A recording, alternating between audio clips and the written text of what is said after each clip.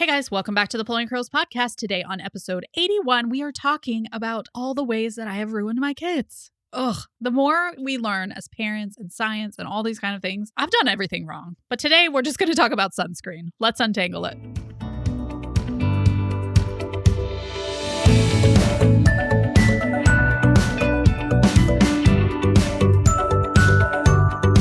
Welcome to the Pulling Curls podcast. I'm Hillary, your curly-headed host on the podcast where we untangle everything from pregnancy, parenting, and home routines.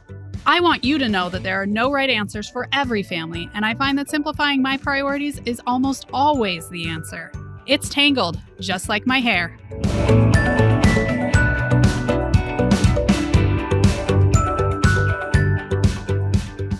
Okay, guys, I need reviews. I don't know how many more ways I can say it. Please review. It really helps.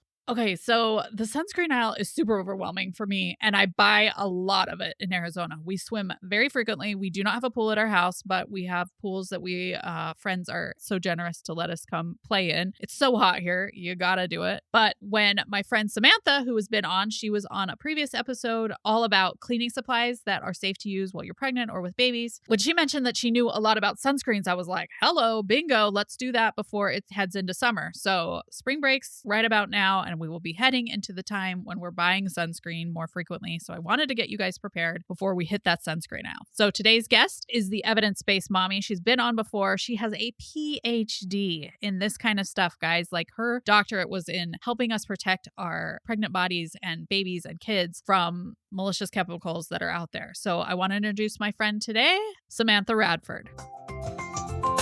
This episode of the Pulling Curls podcast is sponsored by Family Routines, How to Automate Your Housewife Life.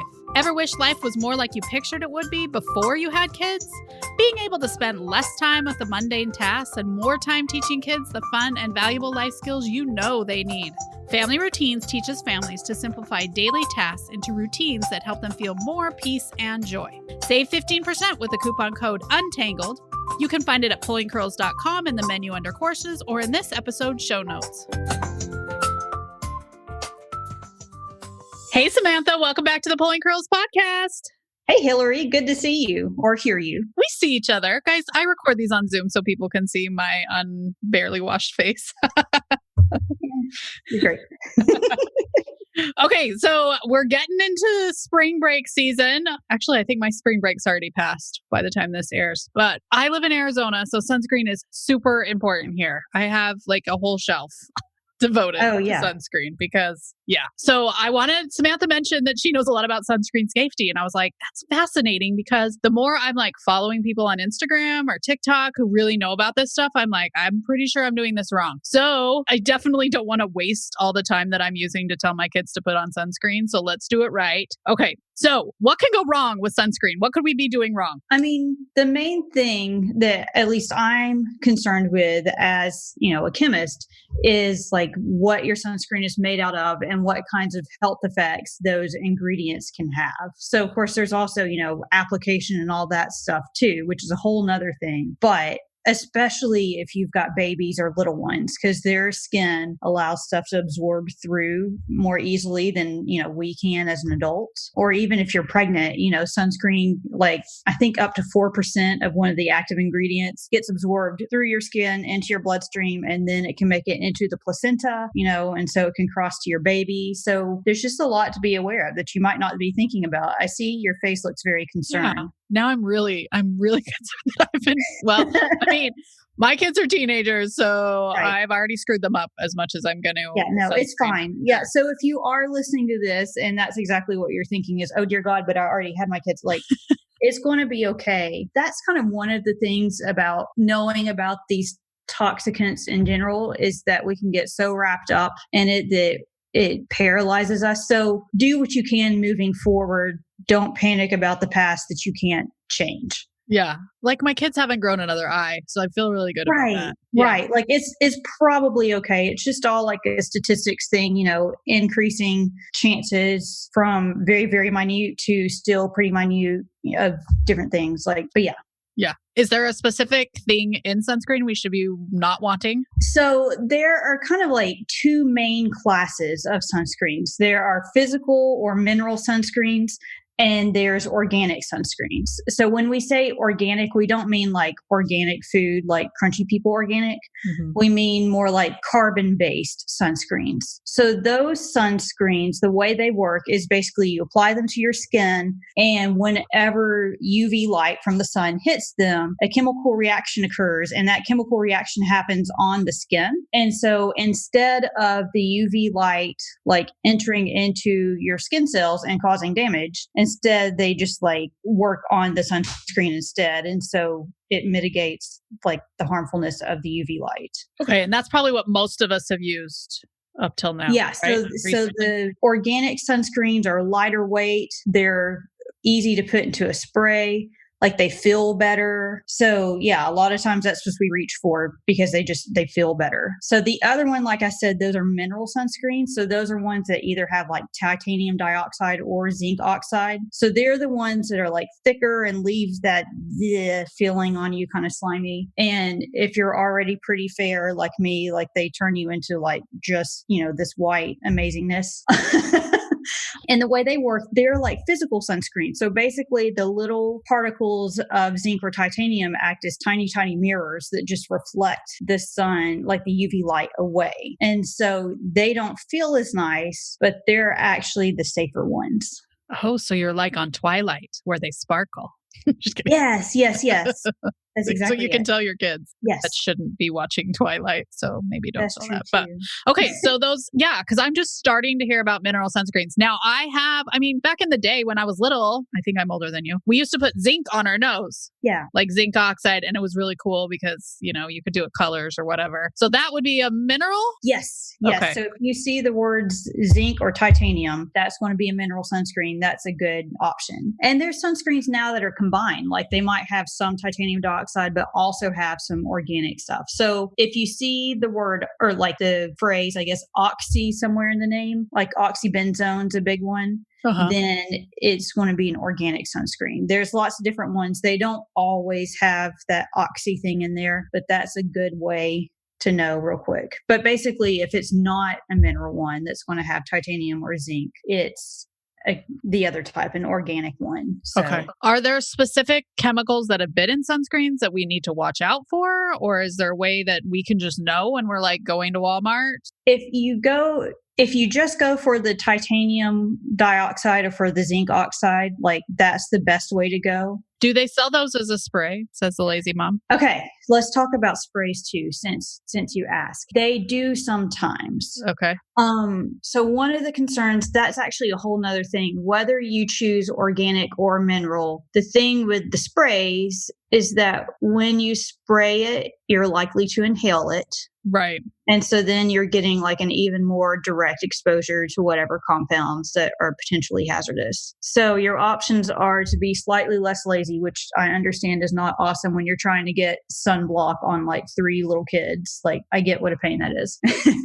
But you can either do like the lotion form or just make sure like you spray onto your hand and then wipe from there. Okay. And make sure that your kids like cover their face and don't breathe in while you're spraying. Okay. What if you tell them to hold their breath? That's what I do. I'm like, shut your mouth, hold your breath. Like you're still going to probably not as helpful. So as a mom of teenage boys, I just feel weird like slathering them up with sunscreen. And so I have really enjoyed the spray. Okay, I can see that. Are they old enough to like put their own sunscreen on without screwing it off? Yeah. But if you have lotion, you still have to rub it in, which I'm always this is kind of awkward. But then I make them rub mine in and it's also awkward. So I don't know. Yeah. So back to if you were to use the physical, like the mineral sunscreens in a spray form, I believe some of those use nanoparticle minerals instead of just like regular, very small. So if you get down to like a certain level of size, of chemicals, basically we call those nanoparticles, and nanoparticles behave very differently just because of their size. And that means that we don't know enough yet, basically, but they might get absorbed into the bloodstream. And then if they do, like, how's that going to affect us? We're still not sure yet. So avoid mineral sunscreens that say that they're like nanoparticles or say the word nano in there somewhere. Okay, interesting. So really, we should probably try and avoid the spray when possible, right? Right. Because I think more than likely, I am not sure off the top of my head if you have to disclose if you're using nanoparticles like versus regular. Okay. But I would suspect that sprays would be more likely to have nanoparticles because I mean, that makes sense because they are right. so fine of particles. Right. Yeah. Or maybe you just use the spray on your back, right? Yeah. And on your Something chest and your arms, you can easily use lotion. So there are ways probably to sidestep this and still get your kids protected. I am a big fan of the sun shirt. So my kids all have rash guards when we swim because I'm horrible at like sunscreen. So that's actually another thing I wanted to bring up is especially the babies, but even, up to teenagers like you have, like just make it easier on yourself and just get them those little swimsuits. Like even now they have little girl swimsuits, like even 6 and 7-year-old, where they have long sleeve shirts and like little shorts or something. And that just saves you like time and effort and then awkwardness, I guess, as they're older, and you're not going to like miss a spot on their back because it's a shirt. My daughter got the cutest one at Target. So you just kind of have to look around as a mom. Like it's a full suit that goes to her wrists. So that was really nice because it's really cute. Yes. I just think as a mom, you kind of have to look out versus just like the rash guard, the ugly rash guard, which is what I wear is the ugly rash guard. But I want my kids to feel confident, but also, especially when they're at a friend's house, right? They're not going to remember to sunscreen. Yeah. Oh, yeah, that's true. Yeah. As your kids get older. So this is good advice. But I am just inside making a vow that we're not going to put spray on our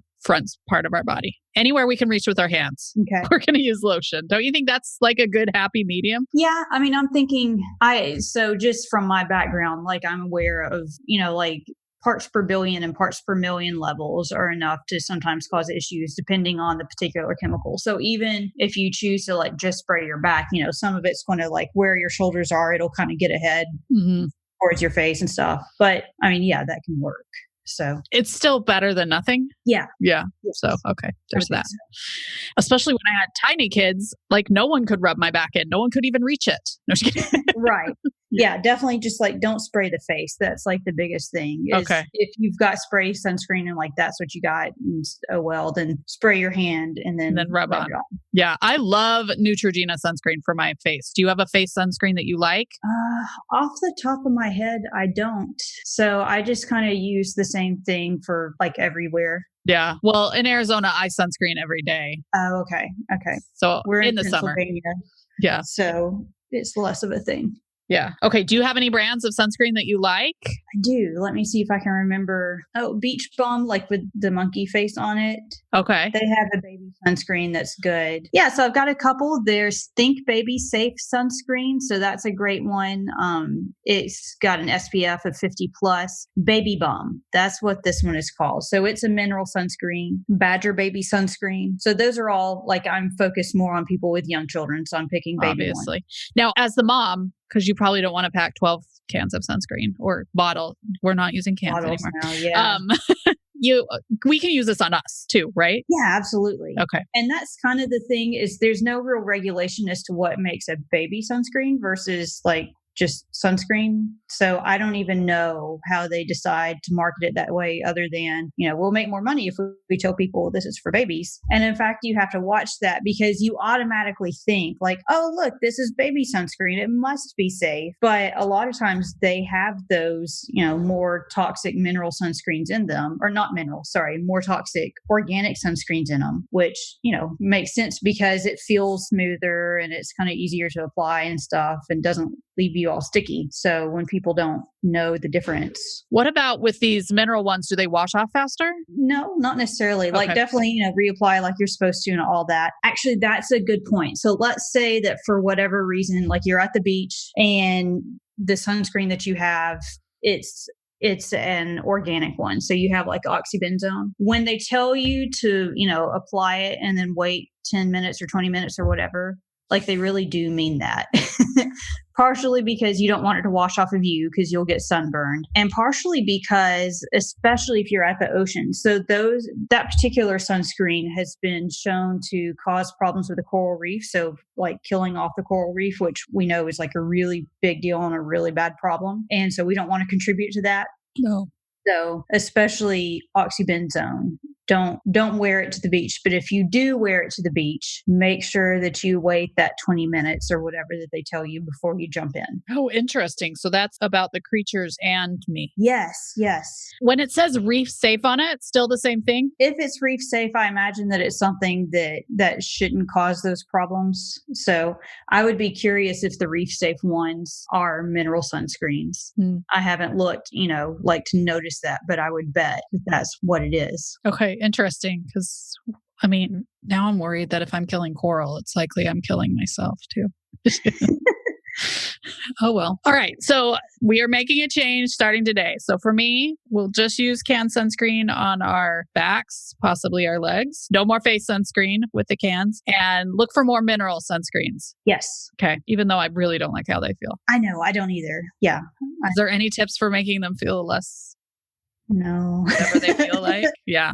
So, but definitely worth it. And usually I only dislike them right after I put on. Mm-hmm. And then once you're in the water and stuff like that, I don't end up noticing it as much. Do you agree? Yeah, I would agree with that. Yeah. I'll have to check out and see if Neutrogena has a mineral based one. So if I find it, I'll put it in the show notes because theirs usually feels less sticky in general. I think that's why, though. Honestly, I think that Neutrogena sunscreen has gotten a bad rap for having hazardous stuff in it. Probably.